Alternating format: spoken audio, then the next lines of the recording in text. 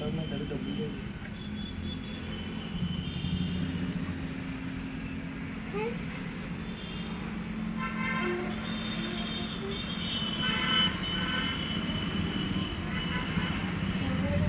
అమ్మ, ఇలా రండి, ఇలా తీసుకురండి, ఇలా బాబుని పట్టుకుని ఇలా రండి.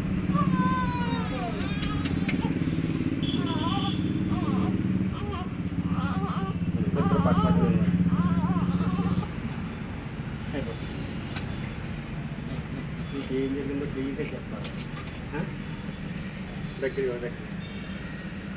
సోమవారం నేను గర్భిణీతో ఉన్నానని తెలిసిందండి. స్కానింగ్ చేయించుకున్నాను. స్కానింగ్ చేయించుకున్నాక స్కానింగ్లో గుండె చప్పులు వినిపించలేదని తెలిసింది.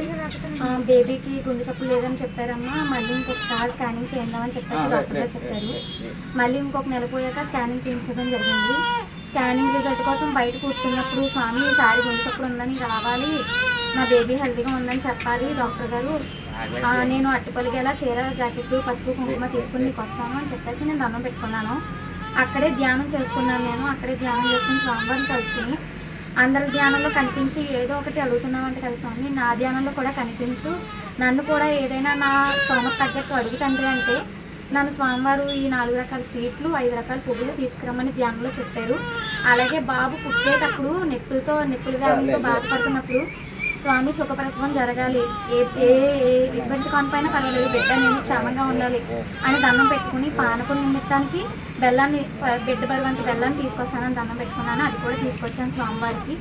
అలాగే స్వామివారు బిడ్డ పుట్టాక ఇక్కడ ఉయ్యాల్లో వేయమని నాకు మళ్ళీ కళ్ళలోకి వచ్చి మళ్ళీ చెప్పడం జరిగింది. నేను అందుకనేసి ఈరోజు ఇక్కడ ఉయ్యాల్లో వేయడానికి, అలాగే నాకు ఎన్నిసార్లు సాక్ష్యం చూపించినందుకు స్వామివారికి, ఇక్కడ స్వామివారి పేరు పెట్టుకోవడానికి కూడా నేను ఇక్కడికి వచ్చాను. ఈరోజు ఇక్కడ పేరు పెట్టుకోవడం, మా అబ్బాయికి అలాగే ఉయ్యాల్లో వేయడం కూడా జరుగుతుంది. ఓం నమో నారాయణాయ. మా ఆయన గారి పేరు వీరబాబు, నా పేరు సత్యదుర్గ భవాని, మాది కాకినాడ డైరీ ఫార్మ్ సెంటర్ నుంచి వచ్చాము.